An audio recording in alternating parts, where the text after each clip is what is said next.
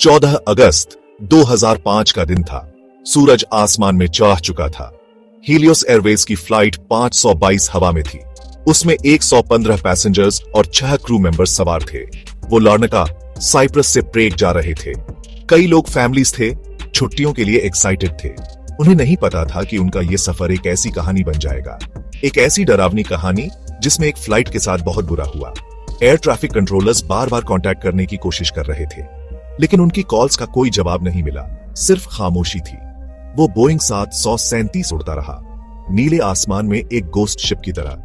जो सिस्टम्स उनकी हिफाजत के लिए बनाए गए थे, किस्मत का खेल देखो, वही उन्हें धोखा दे रहे थे। एयरक्राफ्ट ऑटो पायलट पर अपना सफर जारी रखे हुए था। वो अपने प्रोग्राम रूट पर बिल्कुल मशीन की तरह सटीकता से चल रहा था, लेकिन अंदर हर गुजरते मिनट के साथ इंसानी संकट गहराता जा रहा था। पैसेंजर्स और क्रू धीरे धीरे मौत के मुंह में जा रहे थे। वो एक अनदेखे दुश्मन के आगे हार मान रहे थे, एक ऐसा दुश्मन जो चुपके से अंदर घुस आया था। उसने उनकी सोचने समझने की शक्ति, कुछ करने की हिम्मत छीन ली थी। वो प्लेन एक धातु का ताबूत बन गया था। उसकी मंजिल अब प्रेग नहीं, बल्कि एविएशन के सबसे काले इतिहास का एक पन्ना थी। हीलियोस एयरवेज फ्लाइट ZU 522 के लिए दिन बाकी दिनों की तरह ही शुरू हुआ था। बोइंग 737-300 एयरक्राफ्ट लार्नाका इंटरनेशनल एयरपोर्ट पर तैयार खड़ा था। पैसेंजर्स चेक इन कर रहे थे। उनके दिमाग में एथेंस था, जो पहला स्टॉप था, या फिर प्रेग, जो आखिरी मंजिल थी। फ्लाइट क्रू, कैप्टन हांस जर्गन मर्टन और फर्स्ट ऑफिसर पैम्पोस चारलंबुस सफर के लिए तैयारी कर रहे थे। प्री फ्लाइट चेक्स एविएशन में एक रस्म की तरह होते हैं। ये कुछ बहुत जरूरी स्टेप्स होते हैं। इन स्टेप्स से यह पक्का किया जाता है कि एयरक्राफ्ट सुरक्षित है और उड़ने के लिए तैयार है। हर स्विच, हर सिस्टम ध्यान से जांचा जाता है, या कम से कम ऐसा होना तो चाहिए। उस सुबह, इससे पहले एयरक्राफ्ट लंदन से आया था। उस फ्लाइट के दौरान कैबिन क्रू ने एक इश्यू रिपोर्ट किया था। उन्होंने पीछे वाले सर्विस डोर से एक जोर की आवाज सुनी थी। उन्होंने डोर सील के आसपास बर्फ जमते हुए भी देखा था। एक ग्राउंड इंजीनियर ने प्रेशराइजेशन लीक चेक किया। इस टेस्ट के लिए कैबिन प्रेशराइजेशन सिस्टम को मैनुअल पर सेट करना जरूरी था। यह सेटिंग नॉर्मल फ्लाइट के दौरान इस्तेमाल नहीं होती। फ्लाइट के लिए इसे ऑटो पर होना चाहिए। इंजीनियर ने अपनी जांच पूरी की। सबसे बड़ी बात, प्रेशराइजेशन मोड सिलेक्टर स्विच को वापस ऑटो पर नहीं किया गया। यही वो सबसे बड़ी गलती थी। हीलियोस फ्लाइट 522 ने लार्नाका से सुबह 9:07 पर लोकल टाइम के हिसाब से उड़ान भरी। बोइंग 737 अपनी क्रूजिंग एल्टीट्यूड की ओर ऊपर उठने लगा।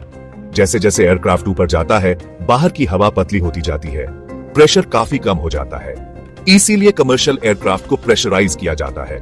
कैबिन प्रेशर को काफी कम ऊंचाई के बराबर के लेवल पर बनाए रखा जाता है। इससे यह पक्का होता है कि पैसेंजर्स और क्रू आराम से सांस ले सकें। लेकिन फ्लाइट 522 पर सिस्टम अब भी मैनुअल पर था। वो कैबिन प्रेशर को ऑटोमेटिकली एडजस्ट नहीं कर रहा था। कैबिन की ऊंचाई एयरक्राफ्ट के साथ साथ बढ़ने लगी। जैसे ही एयरक्राफ्ट 12,040 फीट की ऊंचाई पर पहुंचा, कॉकपिट में एक वार्निंग हॉर्न बजा। ये कैबिन एल्टीट्यूड वार्निंग थी। ये क्रू को अलर्ट करने के लिए थी कि कैबिन प्रेशर बहुत कम है। लेकिन क्रू, ऐसा लगा, कंफ्यूज हो गया। कैप्टन हांस जर्गन मर्टन ने इसी एयरक्राफ्ट पर पहले भी ऐसे अलार्म सुने थे। हो सकता है उन्होंने इसे किसी दूसरी प्रॉब्लम से जोड़ लिया हो। हाइपोक्सिया एविएशन में एक साइलेंट किलर है। इसका मतलब है शरीर के टिश्यूज तक पूरी ऑक्सीजन न पहुंचना। जब कोई एयरक्राफ्ट बिना प्रॉपर प्रेशराइजेशन के ऊपर चढ़ता है, तो हवा पतली हो जाती है। ऑक्सीजन का पार्शियल प्रेशर कम हो जाता है। इससे फेफड़ों के लिए ऑक्सीजन एब्जॉर्ब करना मुश्किल हो जाता है। दिमाग ऑक्सीजन की कमी को लेकर खास तौर पर सेंसिटिव होता है। हाइपोक्सिया के असर बहुत धीरे धीरे और पता चले बिना होते हैं। ये लोगों पर ऐसे असर करता है कि उन्हें पता भी नहीं चलता। अक्सर सांस के लिए कोई जोर जोर से हांफना नहीं होता, बल्कि सोचने समझने की शक्ति कमजोर पड़ जाती है। सोच धुंधली हो जाती है। यहां तक कि एक झूठा अच्छा महसूस होने का एहसास भी हो सकता है। हीलियोस फ्लाइट 522 पर जैसे जैसे कैबिन की ऊंचाई बढ़ती गई, प्लेन में मौजूद हर कोई हाइपोक्सिया का शिकार होने लगा। पैसेंजर्स को थकान महसूस हुई होगी, शायद उन्हें सिरदर्द या चक्कर आए होंगे। कुछ को तो शायद थोड़ी खुशी या अजीब सा अच्छा महसूस हुआ होगा, जो ऑक्सीजन की कमी का एक अजीब सिम्टम है। उनकी साफ सोचने और रिएक्ट करने की क्षमता तेजी से कम हो गई होगी। कैबिन में ऑक्सीजन मास्क आखिर में नीचे आ गए, लेकिन कई लोगों के लिए शायद उनकी अहमियत समझने या उन्हें सही तरीके से इस्तेमाल करने में बहुत देर हो चुकी थी। पायलट्स के बेहोश होने के बाद हीलियोस फ्लाइट 522 ऑटो पायलट पर अपना सफर जारी रखे हुए था। वो अपनी पहले से सेट की हुई 34,000 फीट की क्रूजिंग एल्टीट्यूड तक पहुंच गया। वो एजियन सी के ऊपर खामोशी से उड़ता रहा। निकोसिया, साइप्रस में एयर ट्रैफिक कंट्रोलर्स का रेडियो कांटेक्ट सुबह करीब 9:37 पर टूट गया। उन्होंने बार बार क्रू से संपर्क करने की कोशिश की। उनकी कॉल्स का कोई जवाब नहीं आया। फ्लाइट अपने तय फ्लाइट पाथ पर एथेंस की ओर बढ़ती रही। एथेंस एयर ट्रैफिक कंट्रोल ने भी एयरक्राफ्ट से कांटेक्ट करने की कोशिश की। जब वो ग्रीक एयर स्पेस में दाखिल हुआ, फिर से सिर्फ खामोशी थी। प्लेन तो नॉर्मल तरीके से उड़ रहा था, लेकिन उसका कम्युनिकेशन न करना बहुत चिंता की बात थी। एविएशन में ऐसे हालात के लिए गोस्ट फ्लाइट शब्द का इस्तेमाल होता है। एक ऐसा एयरक्राफ्ट जो अपने क्रू से बिना किसी कम्युनिकेशन के उड़ रहा हो। ये एक डरावना ख्याल है। एक मॉडर्न एयरलाइनर लोगों से भरा हुआ आसमान में उड़ रहा है और कोई होश में उसे कंट्रोल नहीं कर रहा। लगभग 2 घंटे तक हीलियोस 522 इसी खामोश ऑटोमेटेड सफर पर उड़ता रहा। वो की आइलैंड के ऊपर से गुजरा, फिर वो एथेंस इंटरनेशनल एयरपोर्ट के लिए एक होल्डिंग पैटर्न में चला गया। एयरक्राफ्ट चक्कर लगाता रहा, उन इंस्ट्रक्शंस का इंतजार करता रहा जो उसके बेहोश क्रू से कभी नहीं आने वाले थे। सुबह 11:24 पर हेलेनिक एयरफोर्स के 2 F-16 फाइटर जेट्स ने हीलियोस फ्लाइट 522 को घेरा। उन्हें एनिया अंचालोस एयरबेस से तुरंत भेजा गया था। उनका मिशन एयरक्राफ्ट की पहचान करना था और अगर हो सके तो प्लेन के अंदर के हालात का जायजा लेना था। फाइटर पायलट्स धीरे से बोइंग 737 के पास पहुंचे। जो उन्होंने देखा उससे उनके सबसे बुरे डर सच साबित हो गए। वो एक ऐसा मंजर था जो उन्हें हमेशा परेशान करता रहेगा। ये नजारा ऐसा था जैसा उन्होंने पहले कभी नहीं देखा था। वो एक कमर्शियल एयरलाइनर था जो बाहर से तो ठीक ठाक लग रहा था, लेकिन पूरी तरह से अनरिस्पॉन्सिव था। खामोशी अब आंखों के सामने थी। एक F-16 पायलट ने अपने जेट को हीलियोस प्लेन के कॉकपिट के करीब पहुंचाया। उसने अंदर झांका। कैप्टन की सीट खाली थी। फर्स्ट ऑफिसर कंट्रोल्स पर आगे की ओर झुका हुआ था। वो बेहोश लग रहा था, या शायद उससे भी बुरा। कॉकपिट में ऑक्सीजन मास्क लटक रहे थे। इससे पता चलता था कि क्रू का ऑक्सीजन सिस्टम किसी वक्त एक्टिवेट हुआ था। यह मंजर बेहोशी की एक भयानक तस्वीर पेश कर रहा था। कॉकपिट में जो शख्स हिलता हुआ दिखा था उसकी पहचान बाद में हुई। वो था एंड्रियास प्रोड्रोमो, एक 25 साल का फ्लाइट अटेंडेंट। वो एक ट्रेनी पायलट भी था। माना जाता है कि वो शायद बाकियों से ज्यादा देर तक होश में रहा होगा। शायद उसके पास पोर्टेबल ऑक्सीजन बॉटल थी, या शायद उसकी ट्रेनिंग ने उसे फैलते हुए हाइपोक्सिया के बारे में कुछ एहसास दिला दिया हो। वो किसी तरह कॉकपिट तक पहुंच गया। उसने पायलट्स को बेहोश पाया। वो नजारा कितना खौफनाक रहा होगा। वो अकेला था, एक नामुमकिन काम का सामना कर रहा था।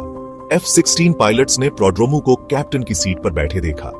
ऐसा लग रहा था कि वो एयरक्राफ्ट का कंट्रोल वापस पाने की कोशिश कर रहा है। वो बोइंग 737 का क्वालिफाइड पायलट नहीं था, लेकिन उसे कुछ फ्लाइंग एक्सपीरियंस था। उसके पास यूके का कमर्शियल पायलट्स लाइसेंस था। वो कॉम्प्लेक्स कंट्रोल्स को समझने की कोशिश कर रहा था। वो एयरक्राफ्ट और उसमें सवार सभी लोगों को बचाने की कोशिश कर रहा था। दूर से देखे गए उसके काम उसकी बेमिसाल बहादुरी की कहानी कह रहे थे। वो एक ऐसी स्थिति में था जो समझ से परे थी। फिर भी वो लड़ा। उसने हार नहीं मानी। दोनों इंजन्स में फ्यूल खत्म होने पर हीलियोस फ्लाइट 522 एक ग्लाइडर बन गया। एक बहुत भारी अनकंट्रोलेबल ग्लाइडर। उसने धरती की ओर अपनी आखिरी दुखद उड़ान शुरू की। एंड्रियास प्रोड्रोमो अब भी कॉकपिट में था। वो अब भी तबाही को टालने की कोशिश कर रहा था, लेकिन इंजन पावर के बिना उसके पास लगभग कोई ऑप्शन नहीं था। एयरक्राफ्ट तेजी से ऊंचाई खोने लगा। F-16 फाइटर जेट्स उसके पीछे नीचे आते रहे। वो इस होनी के बेबस गवाह थे। नीचे की जमीन उस तबाह होते एयरलाइनर से मिलने के लिए तेजी से ऊपर आ रही थी।